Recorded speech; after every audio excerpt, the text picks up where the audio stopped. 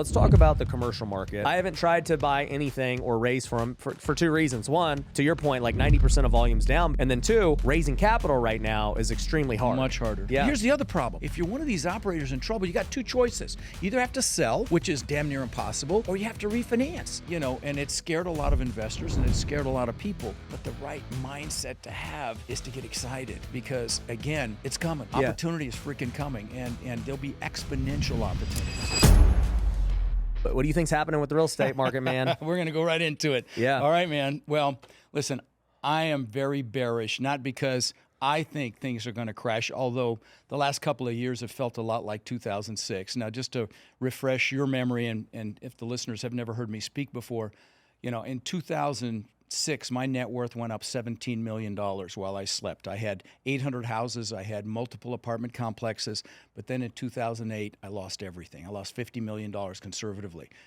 And the last year has felt like 2006 to me. The irrational exuberance, prices going up like crazy. Definitely in my space, in the multifamily space, it's felt like that. And we're starting to see some of the fallout now. In the multifamily space, a lot of operators used adjustable rate debt to buy properties these last few years. And the people that did are hurting, myself included. I have a couple that I'm working loan mods on right now. Yep. And the lenders are helping people kick the can down the curb. But I will tell you, if there's not an interest rate reduction here soon, I think there's going to be a tremendous amount of carnage in the commercial real estate space in general. Now, office is dying right now. There's occupancy around the countries in like the 70s and 60s even in some places.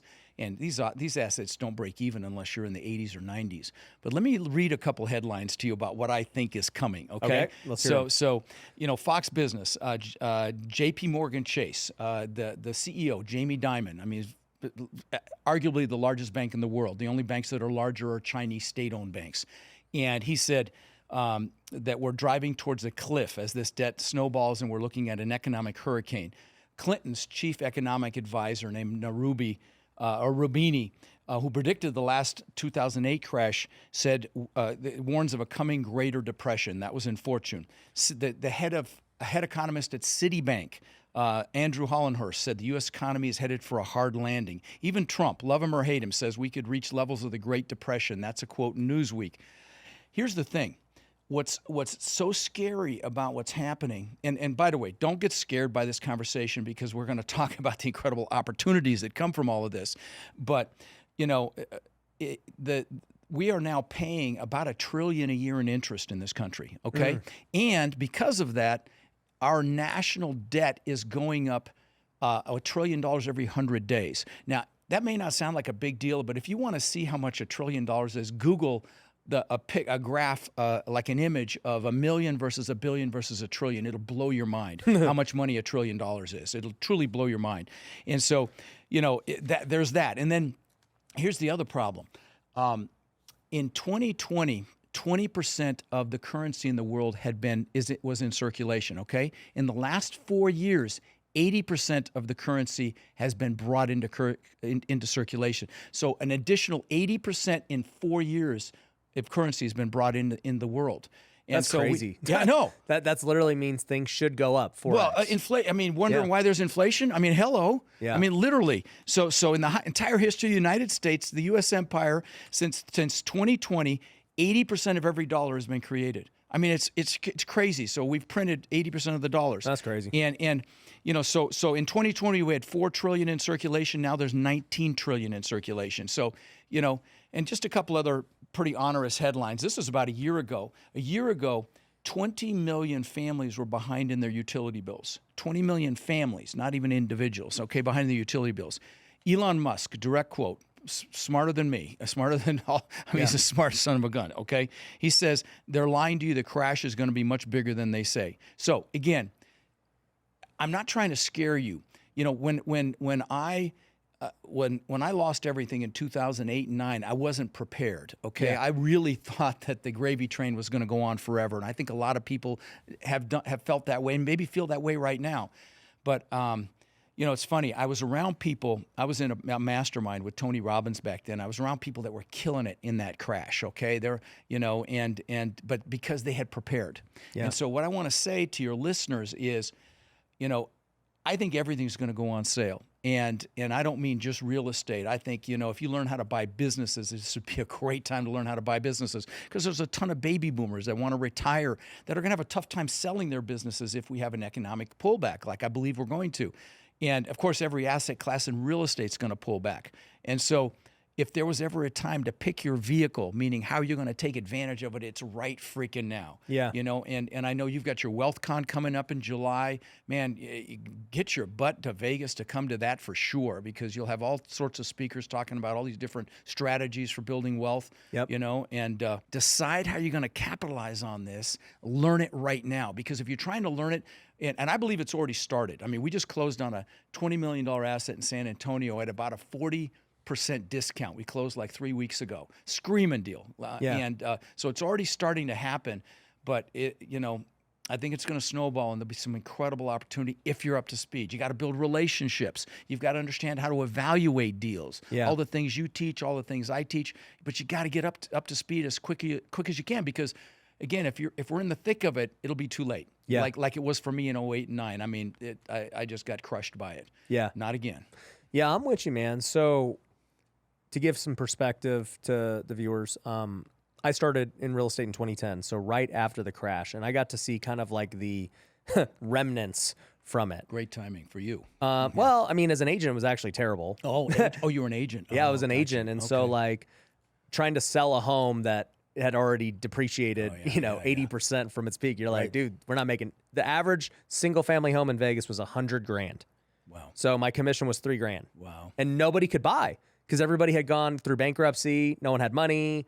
It was crazy. But if you were an investor, obviously you would have killed it, but very few were. So, that's how I came into the industry. And, I've personally, I've ridden a high for, 15 years since then of like only economy going up, right? And so last year, well, let's say 2023 was the first year I experienced like a recession in my life, my business, everything. And I'm like, dang, I don't like this. Right. This is hard. People told me that like the recession's a good thing, and it's opportunity. But I felt it and I was like, wow, I can just see it with customers, with selling homes, with everything. Like it takes longer to sell a house. There's less buyers. Less people want coaching. Less people want services. Like I could see those things developing, and I see those trends continuing this year. That's right. Right? That's right. And now, so sales are down 90% in my space. Yeah. 90%. 90%. Yeah. And like I can see that like now that that's going through it, the ramifications from it don't happen until after. So we're still not even into like the ramification territory. It hasn't even really started yet. Yeah. In my opinion. I'm with you. Yeah, because there's just so much troubled debt right now. And really consumers are way overburdened with debt right now. And so, it's like this looming cliff. And, I pray it's not as bad as I think it could be, because, there'll be a lot of pain. But if you're not fearful, fear is a big piece, and I want to talk about fear later. But if you're not fearful, and if you start getting yourself up to speed right now, decide what you'd enjoy doing. Right, just decide what you'd enjoy doing, and go learn it right now as fast as you can. Get up to speed, build relationships, because let me tell you, when it hits, I think it could be the greatest transfer of wealth we see in our lifetimes, and there'll be exponential opportunities. What I want to know is where those trillions, like who has them? It's out there. Who has it? Because it doesn't seem like the normal everyday people have it. No. I mean, no. I think it's the big corporations. Yeah, like Tesla, Microsoft, Apple. Yeah, they all have it. Oh, yes, they do. They have billions in reserve. The big venture capital funds, BlackRock, Vanguard, trillions of dollars, and they're just poised, ready to take advantage of it. They know it's coming too, and so. But you can take advantage of it too. And those of you listening or watching, you can take advantage of it. You just got to make a decision. And we'll talk about some strategies from the psychological side of this, because, I talk about that a lot on my podcast, is the whole psychology around this. 80 to 90% of your success in anything is your mindset and your psychology. Only 10 to 20% is the real estate stuff we talk about on our shows. And so, well, let's talk about the real estate stuff. We'll talk about the psychology here later on. But, I mean, look, let's first differentiate. Obviously the commercial market is different than the single family market. Correct. So let's talk about the commercial market. I got into commercial in 2021. Well, actually, I shouldn't say that. I bought my first 10 unit in 2018. So that was my first dive into commercial. And then we started buying big buildings, 100 plus units in 2021. And that's, in hindsight, literally the worst time I could have bought commercial. Like, at the time, everybody's super happy. And then little did we know that rates were going to double. So, like, literally terrible timing. Did you do some bridge debt too? Yeah, on one we did bridge debt. Well, actually, we did bridge debt on most. So, majority of our deals, thankfully, were good. We've already refied, permanent debt. It's great. Good. We got one that's a headache, and we're dealing with it. You'll get through it. Yeah, it is what it is. I've been through many real estate headaches in my career. So, it is what it is. But what I have seen personally is that I haven't even tried to pursue commercial deals. I bought one last year. We bought. When you say commercial, you're talking about larger multi. Yeah, exactly. Okay, right. Okay. I haven't tried to buy anything or raise from for two reasons. One, to your point, like 90% of volume's down because it's like no deals basically make sense, with current rates. And then the sellers of those deals can't sell at the price. So it's like there's like this gridlock. Right. And then two, raising capital right now is extremely hard. Much harder. So what is it you're seeing in that space? No, let's talk about it. Yeah. It used to be I could snap my fingers and I'd raise 12 to 20 million, and sales are down 90%. Yeah. Here's the other problem. If you're one of these operators, there's a ton of them in trouble right now. If you're one of these operators in trouble, you got two choices. You either have to sell, which is damn near impossible, or you have to refinance. And to give you an example, refinancing's tough. Well, let me tell you why it's tough, okay? Because of today's interest rates. In 2020, if you wanted a rate cap of 3% for 3 years, meaning you get an adjustable rate loan, this $100 million rate cap on, so $100 million rate cap where your interest rate's not going to go up more than 3% on your agreed upon amount when you close. So for 3 years. So you're basically buying a hedge that your interest rate's not going to go up more than 3% in 3 years. That was $23,000 in 2020, okay? That same rate cap, last time I checked, was about a year ago, and it's much worse now, was $2.3 million. Forget 3 years, that was 1 year for $2.3 million. I was looking at an asset in San Antonio, and these bridge lenders will require somebody that owns a property to pay a monthly reserve if they see the writing on the wall that you're going to have to come up with a big chunk. This guy's reserve payment on a very small asset went from $8,000 a month to $80,000 a month. Insane. People don't have that kind of money. So the other we saw the same thing happens with insurance too. Insurance has gone through the roof. Taxes went up. Now you can fight both of those. They're starting to come back down. Thank God. We got $100,000 reduction on one of our assets for insurance and 50 on a whole bunch of them reduction. Yeah. But the problem with refinancing also, besides that rate cap, is you've got to meet debt service coverage requirements. Maybe you guys have heard about DSCR loans. That was never, by the way, in the single family space when I was doing single family, but it's a big thing now. But that's always been in the commercial space. The lenders are looking at the property's ability to service the debt. Well, with debt interest rates going up, most operators are having to put money in to have a bank even sniff a loan right now, plus the rate cap. So they can't refi, they can't sell. They're gonna have carnage unless the lenders work with them, and the lenders are starting to work with them. But every lender, I have a relationship with a very large loan workout attorney, huge attorney, and he says lenders are not like foregoing anything; they're deferring interest down the road.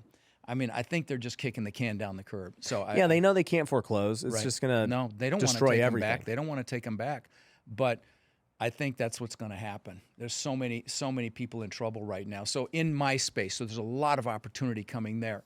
Yeah. And now, so do you think that anything could salvage your space? Yeah. Well, I mean, there are people waiting in the wings. I mean, I interviewed But I'm saying, like, for the current owner, like, is it just hopefully rates drop? Rates drop. That's the only way to save it. That's about the only thing, yeah. Rates drop. Now, the other problem is there were a lot of operators that were brand new that got into the space, that really have never gone through a recession, gone through tough times, don't know how to operate efficiently, and properly. And so, don't know how to asset manage properly. And so we're seeing a lot of that. And my property management companies that I'm affiliated with talk about a lot of that, where they just, they're not hands-on. They think they can just, let it write itself. But you've got to really, bring your A game and be all hands on deck when things get tough. Like I've mentioned to you, I'm taking over 23 assets from an old partner that I have a big interest in. and horribly managed. I mean, horribly managed. These 23 assets, there were 5 pools down, no security, people getting killed in a couple of them in Atlanta. I mean, just a complete what show. And we're having to step in and turn all that around. But it takes a real eye on the ball. And a lot of these operators, that are recent syndicators just haven't gone through that, and so that's creating some carnage as well. Now it's a tough market. Yeah, it is, and it scared a lot of investors and it scared a lot of people. But the right mindset to have is to get excited because again, it's coming. Opportunity is freaking coming, and there'll be exponential opportunities. Now, I get people call me and say, should I wait to buy? No, you should be looking at deals right now. You should be evaluating, studying, so when a good deal comes, you'll sniff if it's a good deal, if you've done it enough times. Yeah, like you said, you're now buying again, but you've been sniffing probably the whole time. Kissed hundreds of frogs. Yep. Yeah. And it's just nothing made sense, and now you got one that makes sense, and you're going to be looking for more. Deal. I mean, like I say, 40% discount, but and more are coming. And so, again, get up to speed. If it's multifamily, come to one of my boot camps. If it's single family, and what else do you teach at GrowthCon, by the way?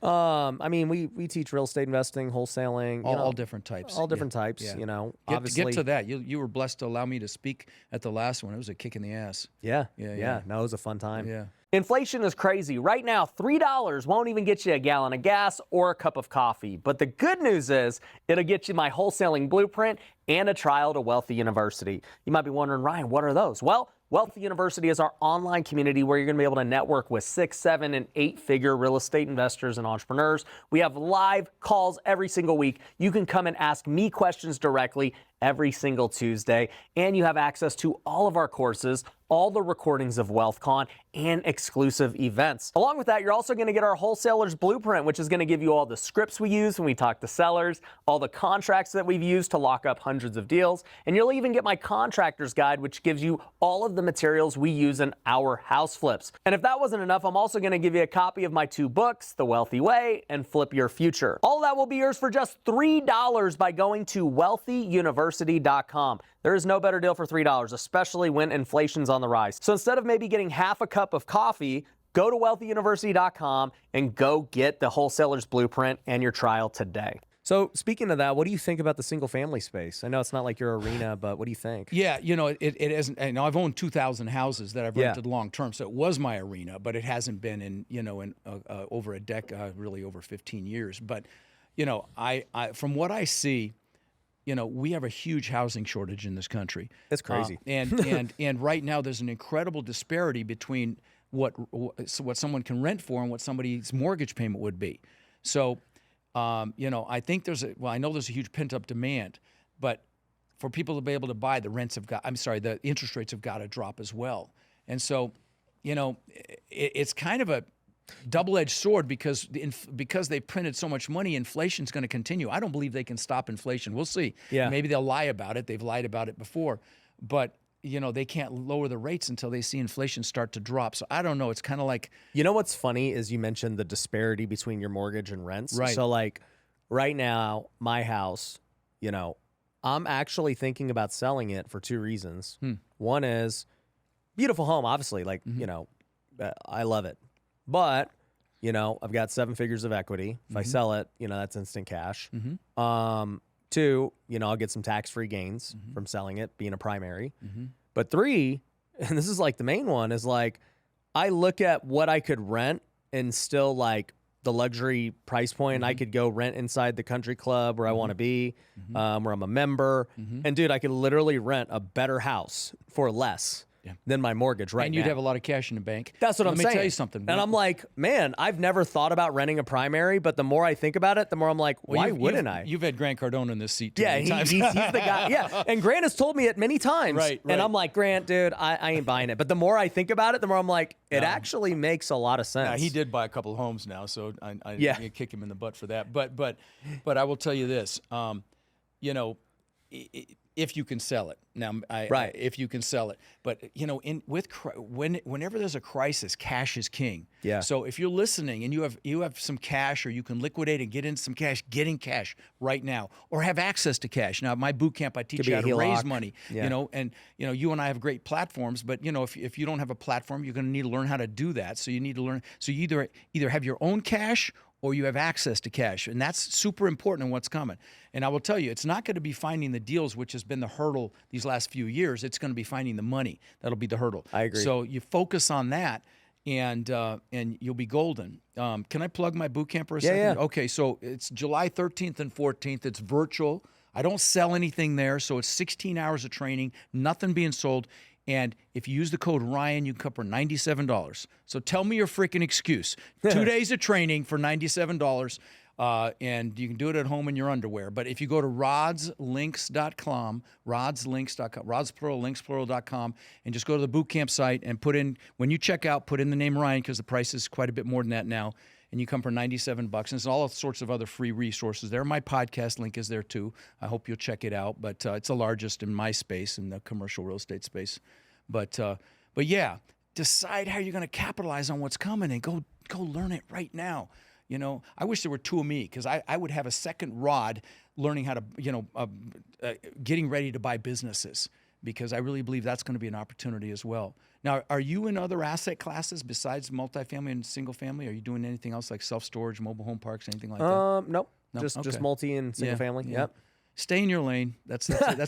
Anytime I get out of my lane, I get my butt handed to me. I've actually built 27 businesses in my career, and now you've already got a ton of businesses. Yeah. going. You know You're what I better at it than realized am. too, even from starting a lot of businesses, same thing. Yeah. Like staying in your lane is Yeah. always the easiest choice. Yeah, you dilute your focus otherwise. I think now you've been super successful in the.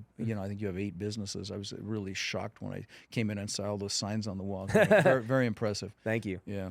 What I would say is, for anyone listening, what I think with single family is, it's funny because I said this back in 22, where I was like, look, even with rates being this high, you're going to force people to never sell. And so you have these, a bunch of sellers with 3% loans.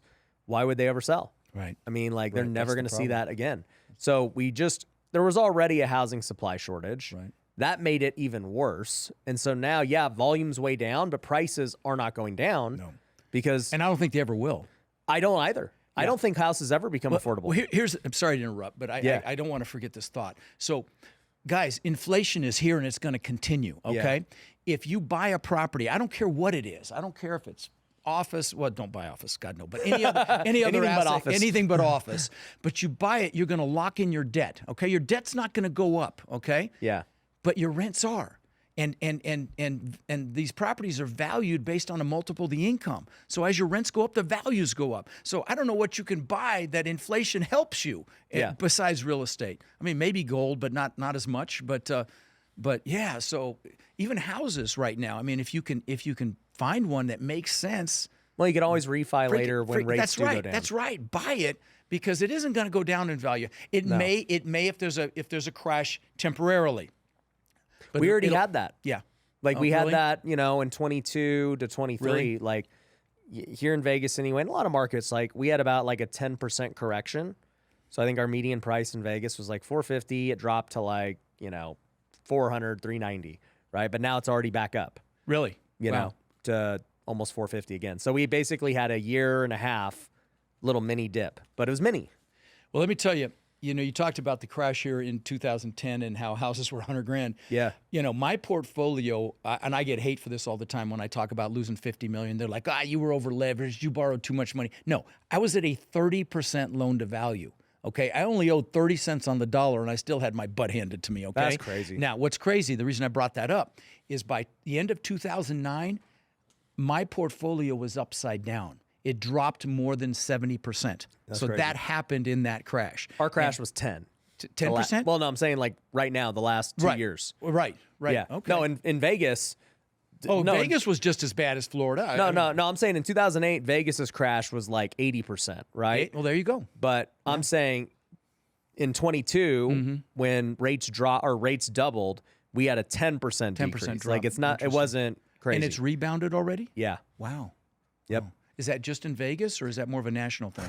I mean, nationally, people like pretty much saw the same thing. Really? Little mini Okay. dip, Okay. and now things are back up. Okay, interesting. I didn't know that. Interesting. Well, who knows what's going to happen? Who knows if it's going to dip a little again? But I again, this whole inflation argument, 80% of the world's money supply, or the U.S. money supply for sure, was printed in the last 4 years. You're going to see things continue to go up, and including rents. And so, if you can lock in a piece of property and lock in that debt, you're golden. Real estate investors, are you tired of getting low quality leads and talking with sellers who've been hit up by everyone else? Well, what if you could get inbound leads of motivated sellers on autopilot without any effort? Well, that's exactly what we do at Lead Kitchen. Over the years, I spent millions of dollars on direct to seller marketing. I've done PPC, I've done TV commercials, I've done cold calling, text messaging, direct mail. I've done the pay per lead services. And look, all of them can work. A lot of them don't. At the end of the day, I have found a new method that is getting me better results than I've ever seen in my career. I'm getting lower cost per leads than ever before, and it's not just in Las Vegas, it's across the country. And so if you want to take advantage of this new innovative marketing strategy that takes no effort on your end, I want you to go to leadkitchen.com and book a call with my team today. Imagine having my team running your marketing with the same leads that I'm getting in my business. That's what you can have. So just go to leadkitchen.com today and book a call. Well, I think it forces also the rental market to go up because, for example, exactly. right? If you can't buy, then you must rent, Right. right? But also too, like, if prices are what they are when you buy, and you're like, bro, why would I buy something that's a $4,000 a month mortgage when I could rent for $3,000? Well, everybody has the same mindset, and they're going to all try to rent. And all of a sudden, that $3,000 becomes 33, 35. And they'll normalize that. That's not going to last forever. I agree. I absolutely agree. I mean, I heard Grant do I don't know, some social post about this. He believes it's going to be 2026 when we really see stuff start to come back. He and I both believe that the correction, if it happens, is going to be in 25 after the election, and the dust settles from that. But how do you think the election would impact things? I don't think anybody can solve what's coming. Really? I mean, I know I'd like to see a massive change in where we are right now, and we don't have to go down that rabbit hole. But oh, good God, some of this stupidity. Anyway, let's not go there. But I don't think if Trump's elected, I don't think anybody can fix this. I don't think it's correctable. I don't know how it would be. You have to tighten the money supply. They call it quantitative tightening, and they're trying to do that, but. It's causing a lot of damage. Yes, it is. And it'll continue to cause damage. And so I don't know what the answer is, man. I think we have been kicking this can down the curb so long that at some point. This is what I believe. I believe that now, having gone through being a business owner and an investor for 10 years, I've just noticed, at least in terms of real estate and the overall economy too, that you don't see the after effects of a change for, years down the road, right? It could be 6 months, it could be 12 months, it could be 24 months. It just kind of depends. But, we saw, at least, okay, I'll speak for single family, right? In June of 22, when they finally decided to start raising rates, right? Things didn't just fall off a cliff like immediately. It took months for it to really take effect. And then we saw the ramifications from it 6 to 12 months later, right? And then I started to notice things rebounding, and then people start realizing it rebounded 6 to 12 months later, but you can notice the signs. And so what I'm always looking at is, what are the current signs I see today from consumer behavior? Because that's going to drive what happens. Spending is everything. Yeah, 12 months from now. And so as a business owner, I can see what people spend with me. I can see what they invest with me. I can see, I literally have so much data of just everyday business owners and everything. Yeah. And I can just see everybody's tightening right now. And if you see it right now, the after effects of that are going to be in 6 to 12 months. Yeah. I will say this, though. I agree with you with one caveat. I don't know. Maybe it was just because I didn't have my eye on the ball in 2008, but for me, it felt like a freaking light switch. I mean, like Lehman collapsed and it was like a light switch. You couldn't borrow money. You couldn't sell anything. I tried to sell my portfolio right after the crash for 30 cents on the dollar, and nobody wanted it. No, nobody would touch it. So for me, it felt like a light switch. So we'll see. Yeah, this has not been a light switch. Yeah. This has been a... Right. Yeah. So we'll see. So tell me about recovering, man. We talked about mindset. How do you recover from that big of a loss? Yeah. Now, I will tell you, it's the same conversation for those of you listening that haven't taken action. You know, you're on the sidelines. You know you need to do something. You know your family deserves more than you have. And either out of fear or limiting beliefs, or, you know, maybe you're comfortable. You know, we all know the comfort zone's a nice warm place, and we all know nothing freaking grows there, right? And so, you know, you haven't taken action. So if that's you and you know you want to do something with your family, you really want to listen to this. So, because it's the same sequence of events when I lost $50 million in 2008 that I did to get back that I did to have it to lose in the first place. So it starts with the first thing you got to do is you got to create this burning desire. You've got to do some goals, basically, is what you've got to do. I mean, it sounds really simplistic, but if you come to my boot camp, the one in July, the first thing we do is goal setting on steroids, because how do you get anything if you don't know what it is? You've got to create that hunger, that drive, that Napoleon Hill calls it a burning desire in his book, Think and Grow Rich. That's what's going to get you to push through the fear, push through the limiting beliefs, to get uncomfortable. So it starts with goals. You got to know what it is you want and why you want it. And if you haven't done your goals and you're not interested in multifamily, I did a goal-setting workshop. You can watch it for free. It's on rodslinks.com. It's at the bottom as a guide you can download. I'm not going to try to sell you anything. You know, people spend more time planning a freaking birthday party than they do designing their lives. Doing your goals is designing your life. So if you haven't done them, grab your spouse. If your kid's over 10 years old, grab them. Sit down, spend an hour doing your goals with me. I promise you'll be glad you did. And that's where it starts. You've got to start there. And the next thing is, after you've created that desire, and by the way, once you've done your goals, get pictures, and I walk you through all that in there if you do it with me, but get pictures of them, have them around you, have them on screensavers on your phone, on your computer, get that stuff around you, because your subconscious sees it and it will pull you into it. That having your goals triggers something in your brain called your reticular activating system. It's that subconscious filter you're not even consciously aware of that points you in the direction of what your brain thinks you're interested in. And the greatest example would be, when you first buy a car, you never really notice them, and then you buy one and they're everywhere. Were they there before? Of course they were. That's your reticular activating system. So do your goals. That's the first thing. Then you've got to make a decision. And I don't mean dip your toe in the water. I don't mean 1 foot in, 1 foot out. I mean it is done, okay? You decide, I'm going to do this. And, the Latin root for the word decision means to cut off. If you're going to attack the island, you burn your ships because you're taking their dang ships home, okay? That's a decision. And sometimes, that can be the biggest decision in your life, to take action and actually do something other than what you're doing now. If you're not happy, let me say this. Look at your life, look in the mirror, and if you don't want to be in the same place you are right now, a year from now or 2 years from now, you need to really pay attention to this and do your goals, make a decision, and then you've got to take the first step. And, a lot of analytical people struggle with this. And in my space, in the commercial real estate space, I have a lot of very successful analytical people. But if you're analytical, I love you, and you know who you are, and you know how you got to check off every single box before you make a move. You can't do that. Okay, you're never going to succeed if you do that. Just remember this analogy. You can drive all the way across the United States at night with your headlights only seeing 50 feet in front of you, and you can make it. Other people have made it before you. Yeah, you may have some obstacles, but you can do it. It's the same way with any of your goals, long-term commitments that you're going to make. So you do your goals, you make a decision, then you've got to take that first step. Don't have any regrets, okay? If you're afraid of failure, so many people fear failure. I'm going to tell you, fear regret much worse, okay? I built 27 businesses. I will tell you, I call them seminars when they fail, okay? That was a $50 million seminar. It was an expensive freaking seminar, okay? Learning experience. But, out of those 27 businesses, I've, had several worth tens of millions of dollars. I got 3 right now that are, but most were spectacular flaming seminars. Yeah. We actually failed our way to success. I got to meet Sarah Blakely, the billionaire owner of Spanx, and her and Jesse. And she told me at a mastermind that we were at that her father used to ask her and her brother once a week, what have you failed at this week? Wow. And I thought, what an awesome question to ask your kids so they don't fear failure, right?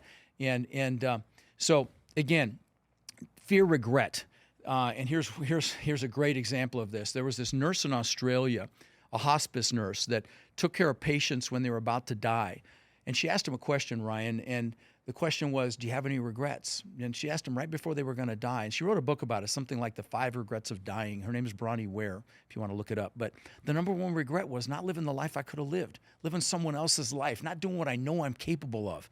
I can't think of anything worse than that, so don't fear failure. If you're that analytical person or you're afraid to get off, and jump, fear regret. And then the next thing is you've got to, you've made a decision. We talked about taking action. So let's talk about fear and limiting beliefs for a second. So what is fear? F everything and run. False evidence appearing real. I believe that's a pretty good explanation of it. Mm-hmm. But, I'd like you to face everything and rise. Everybody that in life faces fear. Even the Grant Cardones of the world, to go out and do everything 10x, 50x, whatever. We all have fear, but the successful people push through in spite of it. Yeah. Okay. And I will tell you, action mitigates fear. And so, you've got to push through it. And then the second piece is limiting beliefs. A lot of people grow up with limiting beliefs, and myself included. When I immigrated to this country when I was 6 years old with my brother Albert, my mother Zvancha, got thrown into school, didn't speak English, found out what bullies were for the first time, so I got my butt kicked occasionally. And then my mom, proud Dutch woman that she is, thought it'd be a great idea to send me to school in wooden shoes and those leather shorts the Germans wear for Oktoberfest for show and tell. So I got my ass kicked again. And, that coupled with some other things that happened to me made me come up with this belief system that I wasn't good enough. I used to ask myself, how can I show them I'm good enough, right?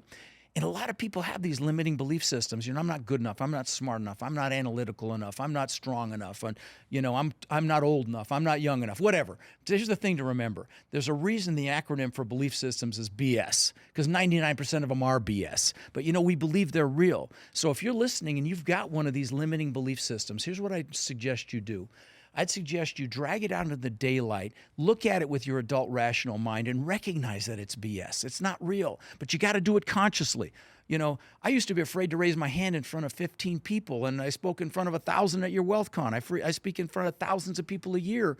I got past it, and you can too if you've got one of these limiting beliefs. So, do that. And again, we talked about comfort. A lot of people are in the comfort zone, and you're never going to grow there. The next piece is focus. The people that have the highest degree of focus are the most successful people on the planet. They really are. And focus is clarity. And we talked about dilution of focus with multiple businesses, and you've got all these plates spinning and everything suffers because your focus is diluted. And so many of us will be watching Netflix and we'll be scrolling through our phone on social media, which kills your focus, absolutely kills it.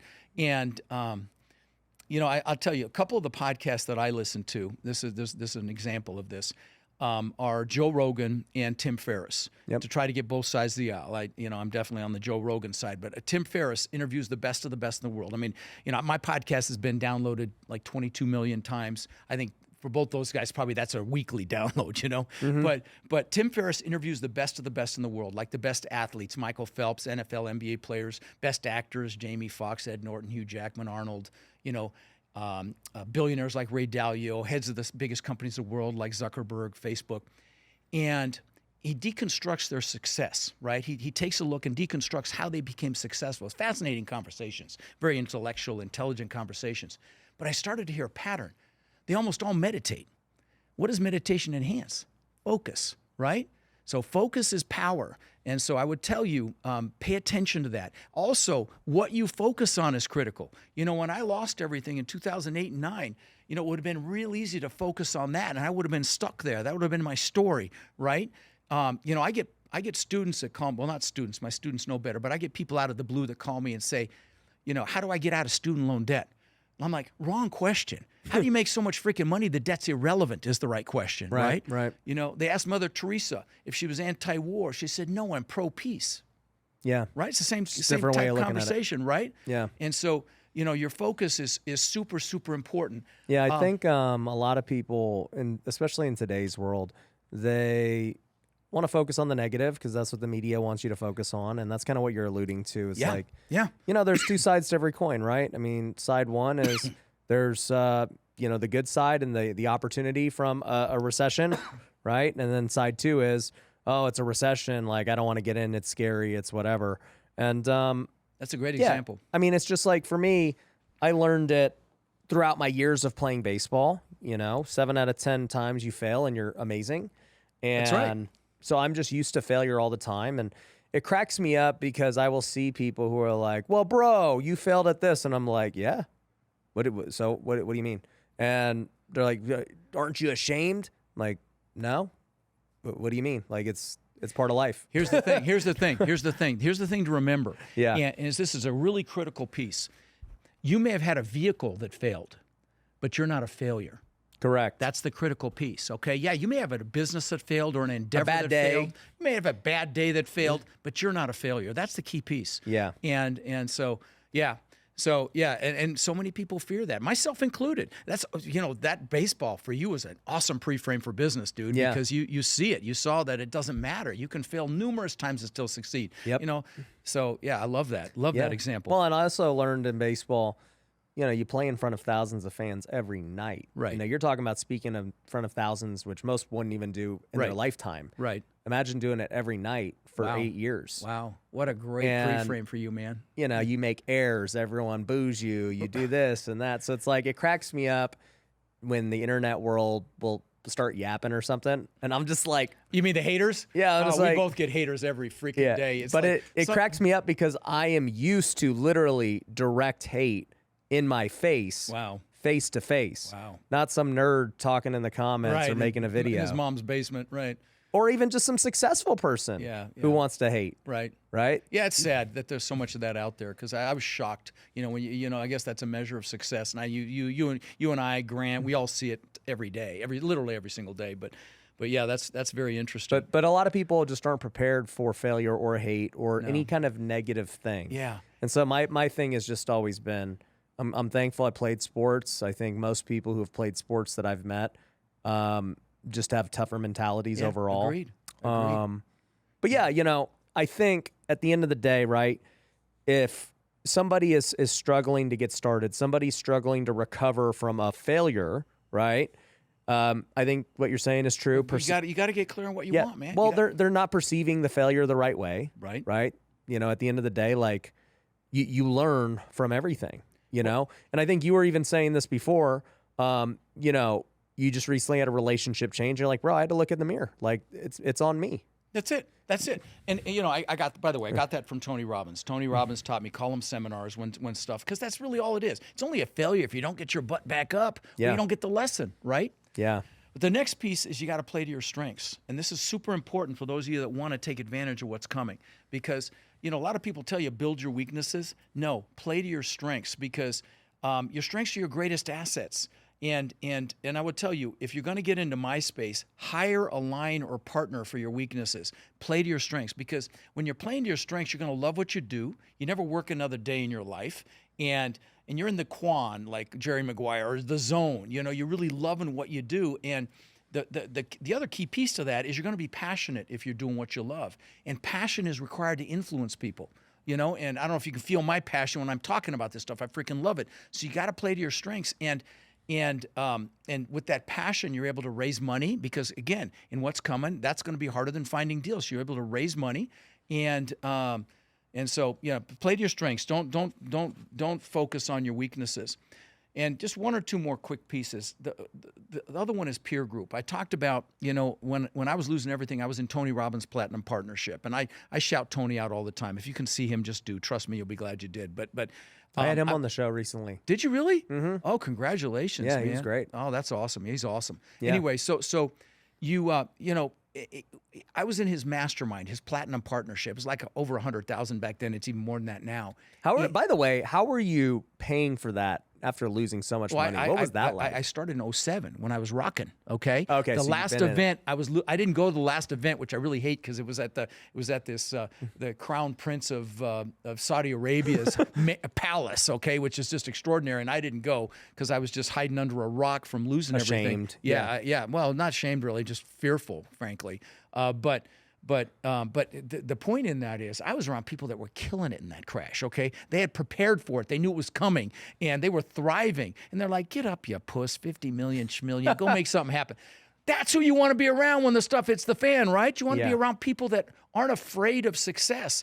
So many people default to a peer group they went to school with or they work with. And sometimes those people, out of their own limiting beliefs or fears or fear of losing you or feeling less than if you succeed, will hold you back. And sometimes it's family. So love your family, but proactively choose your peers, right? Super important. And so peer group is super important. I mean, I brag about my coaching students, my warrior program. They own over 200,000 units, most of them done between warriors. And so because they build each other up, they hold each other accountable, they validate each other. And you can do the same thing. If you're listening, get around people that want to do this. Go to your local meetup groups, your real estate investor clubs. Go to WealthCon, for God's sakes. Well, you know what I'll say? And even a simple way, because, we got a lot of Christians who listen to. Right. Wealthy Kingdom is my nonprofit. And so Nice. our mission is to have over 1,000 small groups worldwide. Nice. We launched last year. We have over 50 right now. Wow. And the reason I bring this up is because for me, I have been in a small group or a Bible study for 8 years in a row. Wow. Every single week, right? So I meet with other men who are in business, who are also believers, or people who are thinking about faith, guys like you too.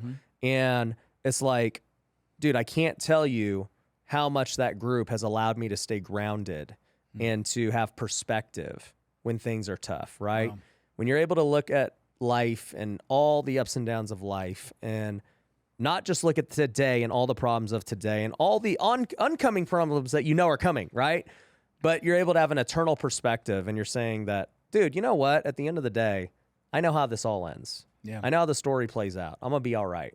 Yeah. The amount of peace it gives you as you go through a storm is unreal. But when you're by yourself and you don't have community and you don't have any of that and you got to just deal with it and you got to solve problems, you have no one to talk to, it gets really hard. And so I would encourage anyone here who is going through a tough time in business, which is a lot of people right now, join a group. You can just go to wealthykingdom.com. They're all free. We got them locally. We got virtual ones. So anybody can have a peer group right now. Oh, that's awesome. Yeah. That's so freaking awesome. Let me end with this then. I've got a story here. I may have said it on the last time I was on the show, but it's worth saying again. So there's two last pieces. One is, and this is, you guys are going to think this is freaking foofy, but ignore this at your peril. Let me just say this, and that's gratitude. Yeah. Gratitude is the most important foundational emotion we have available to us. It strengthens our immune system, lowers our blood pressure, brings us closer to our spirituality, and gets us through tough times. And like most mornings, I'll sit in my recliner and I'll just be grateful for the people that I love in my life, the students, my foundation, things like that. But then I'll do gratitude for the things that I want as if I already have them, okay? Very powerful exercise. And, sometimes I'll get emotional being grateful for things I don't even have yet. And I know I lost a few more of you there, but this is how I had $50 million to lose and how I got it back. So like I said, ignore it at your peril. But I want to just tell one last story. So, I moved to Denver when I immigrated here, but I knew I always wanted to live on the beach. And so I would visualize the beach and the palm trees and the surf and all that stuff. And 20 years later, I built a mansion on the beach. It's probably worth $25-30 million now. I owned the beach on one side, had my boats on the back side. This house was spectacular. But that was unthinkable when I was 18, when I first started visualizing it. And there's a story here, so hang with me for just a minute. So, this house, giant waterfall from the second floor, balcony in the pool, big spiral staircase up through the middle of the house. I'll end with this. On the second floor, I had aquariums built around the staircase that cost me almost $200,000. Okay. So spectacular freaking home. Yeah. And 2 months after I moved in, I'm floating in the pool at night. It's changing colors. It's got fiber optic lighting, and I'm looking up at this giant testament to my ego. It was really to prove the world I was good enough. If that didn't do it, good God, I may as well throw in a towel, right? And my family's inside sleeping. And I'd worked for this thing for 20 years. And this is 2 months after I moved in, and I got depressed. And I don't mean a little depressed. I got really depressed. I'm like, what the hell's going on here? I've just achieved success like times 1,000. I've got a beautiful family. There were several things going on, and that's the message here. The first thing is, when you do your goals, if you're about to achieve a big one, for God's sakes, have other goals lined up behind it. Like the good book says, without a vision, the people perish. You need a vision for your future. Yep. And I didn't have a vision for the future. Second thing is, it's never about the goals. You got to have them to create that hunger. But happiness comes from progress and growth. Yeah. Okay, that's what makes you happy.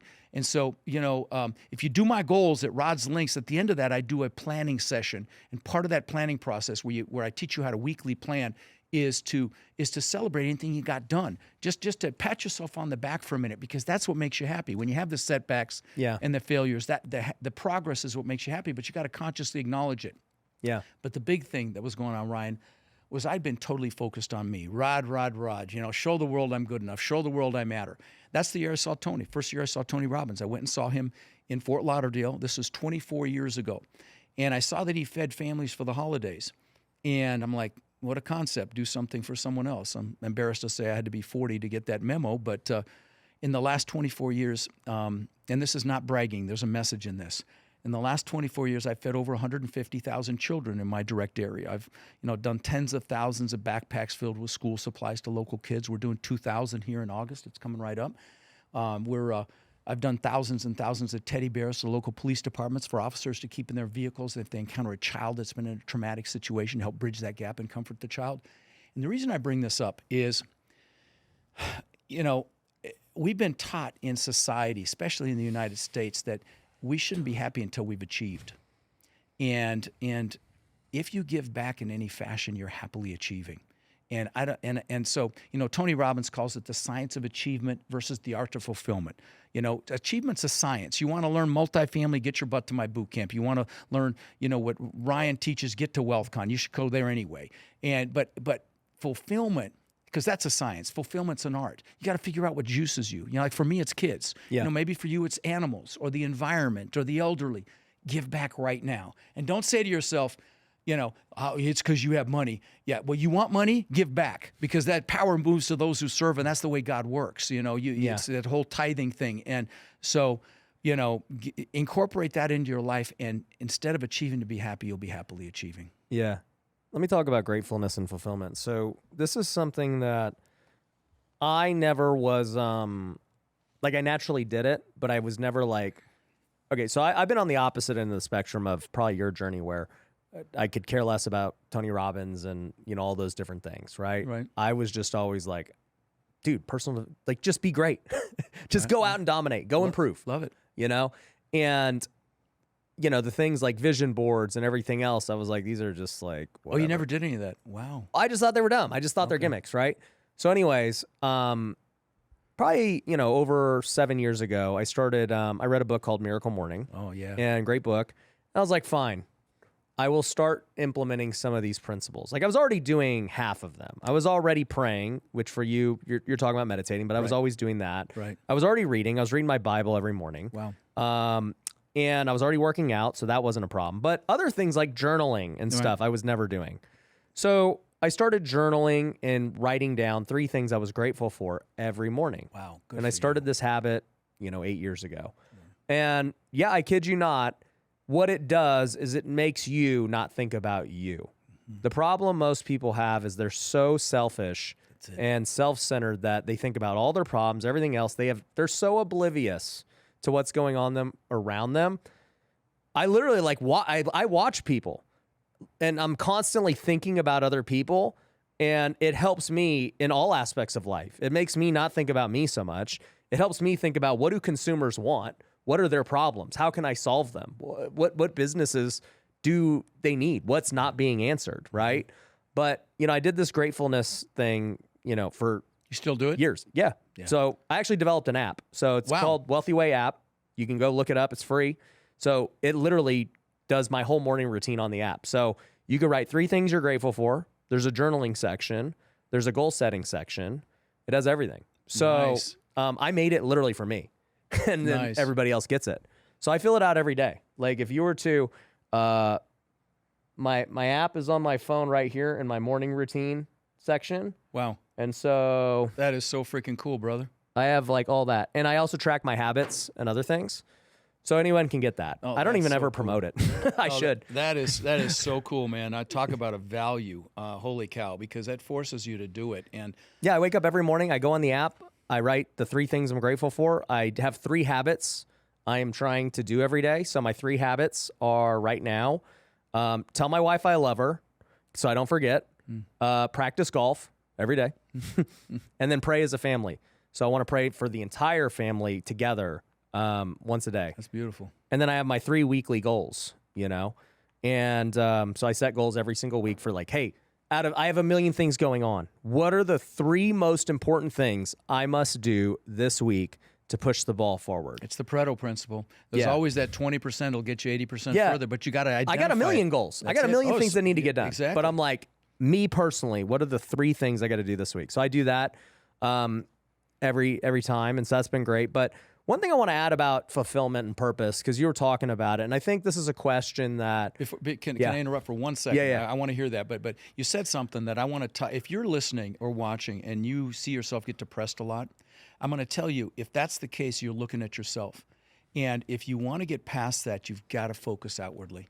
100%. I've seen it so many times. I keep bringing Tony up, but I followed him around the planet for 20 years. I was on his team for 8 years, and I've seen him turn people around that were suicidal, and they were always focused on themselves. Yep. You've got to focus outward. Anyway, I just wanted to throw that in real quick. No, that's great. Yeah. So, with fulfillment and everything else, I think it's obviously like life's, in many cases, biggest question for people. Yeah. They're like, okay, what am I supposed to do with my life? Why am I even here on earth? What am I supposed to do? Am I supposed to go down this career path or that career path? And it's always, once again, I. But what's my thing? What about this? And this is why, there's marriage problems. This is why there's so many problems. It's always I-centered. So when we look at the Bible and everything Jesus did, it was always about others. Jesus should have demanded all types of respect and authority and submission, and everyone should have served him and did everything for him, yet he had a servant's attitude. He's washing his disciples' feet. He's feeding other people. He's preaching to everyone else. He's always giving. And you see how this is modeled in life. And I tell this to all of our business owners, especially in Wealthy Kingdom, because they're all at a crossroads, especially if they're very successful. And because I hear common questions, what they said, like, should I be building my personal brand? Should I be scaling to the next level? Should I open up an office in this city? It's always some form of scale and the next big thing. And I'm like, well, for me, I'm going to always look at the Bible. What does Jesus say is my purpose on this earth? And if you look at it, there's actually one purpose he gives to everybody, whether you're a business owner or not. And he says at the very end, before he goes back into heaven, he says, go and make disciples of all nations. That's it. And he says, your job as a believer is to go make more disciples of all nations, right? And so that now requires it to not be anything about you at all. It's about other people now. Because if Jesus has saved you and your life is significantly better, it's your duty now to go tell everyone else about how they can be saved, about how their life can be better. It has nothing to do with you at that point. He doesn't tell anybody, hey, your mission's to go make a bunch of money. Your mission is to go do this. No, he says, your mission is to go make disciples of all nations, other people now. And if you just follow that, right?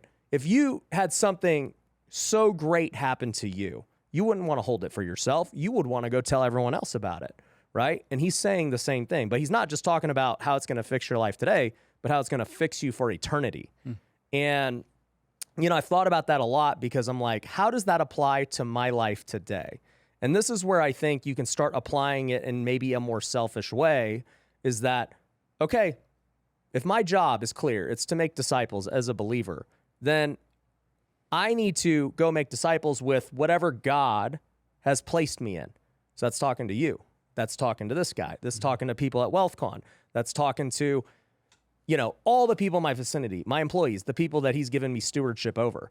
It's not that I have to go to Africa and go literally to another nation to make those disciples. There are missionaries who are called to do that. But every single business owner who's listening or here, like, your mission is to make disciples wherever you are, whatever platform God's given you. If he gave you a big podcast, use it. He gave you a big business, change the culture.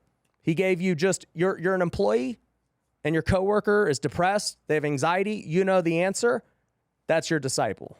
And so I think... wow, love that, man. Yeah, absolutely love it. It starts to make you think, like, also, too, now you no longer have to think about, what am I supposed to do here on earth? Right. Because it's a question people wonder their entire life. Oh, I'm going into a new season of life, This business is over, I sold. I had Brandon Dawson on this show, and he was sitting right there, and he was telling the story about how he sold his business for over $100 million. Same exact story that you said. He was laying in the pool, and he said, I became depressed. Right.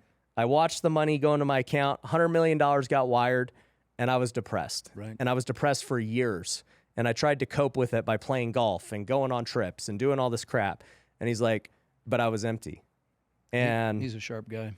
yeah. Yeah. And so for a guy, and I've heard that story many times. Have you? I've had some of the most successful people on the show, and I get to talk to them off camera, on camera, everything else. And they all have the same problem if they don't have Jesus. Yeah.